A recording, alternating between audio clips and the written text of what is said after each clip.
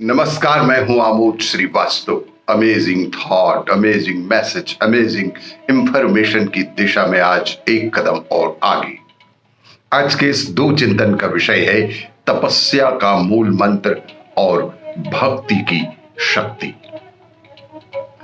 आपको ये मेरा वीडियो अच्छा लगे तो लाइक करें, शेयर करें और लाल बटन दबाकर सब्सक्राइब अवश्य करें। साथ ही बेल आइकन दबाना बिल्कुल ना भूलें।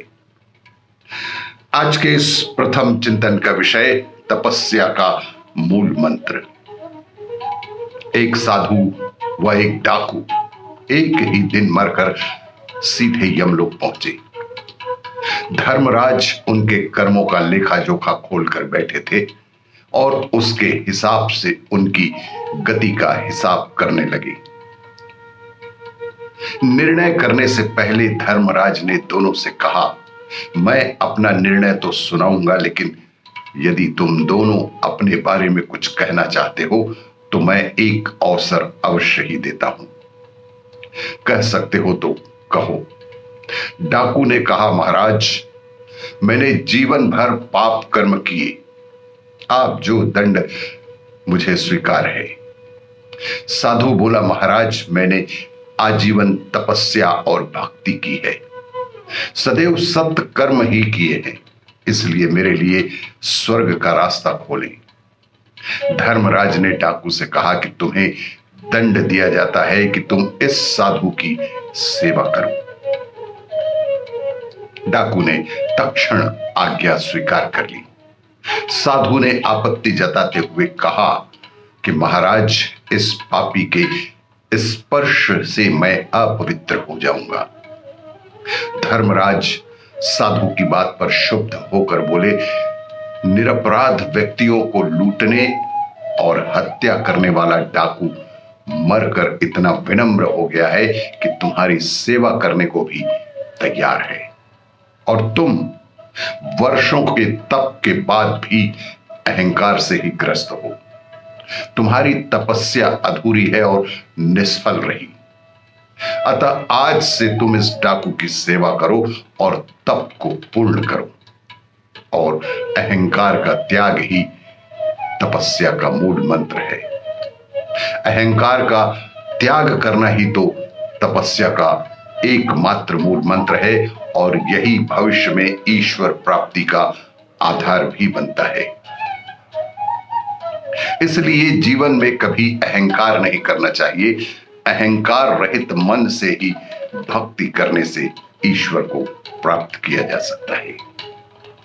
आज के इस दूसरे चिंतन का विषय भक्ति की शक्ति। संत नामदेव अपने शिष्यों को प्रवचन दे रहे थे।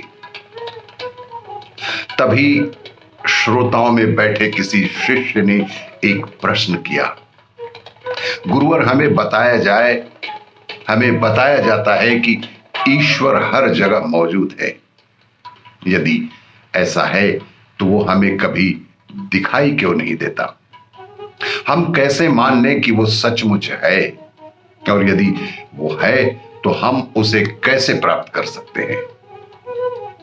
नामदेव मुस्कुराए और एक शिष्य को एक लोटे में पानी और थोड़ा सा नमक लाने का आदेश दिया। वहां बैठे शिष्य सोच रहे थे कि भला इन चीजों का इनके इस प्रश्न से क्या संबंध है। संत नामदेव ने उस शिष्य से कहा कि तुम नमक को लोटे में डालकर मिला दो। संत बोले, बताइए, क्या इस पानी में किसी को नमक दिखाई दे रहा है? सबने कहा कि नहीं गुरुजी, इसमें तो नहीं दिखाई दे रहा है। ठीक है, अब जरा इसे चख कर देखो, क्या चखने पर नमक का स्वाद आ रहा है? एक शिष्य पानी चखते हुए बोला, हां संत, हां जी। संत ने कहा, अब इस पानी को कुछ देर उबालो।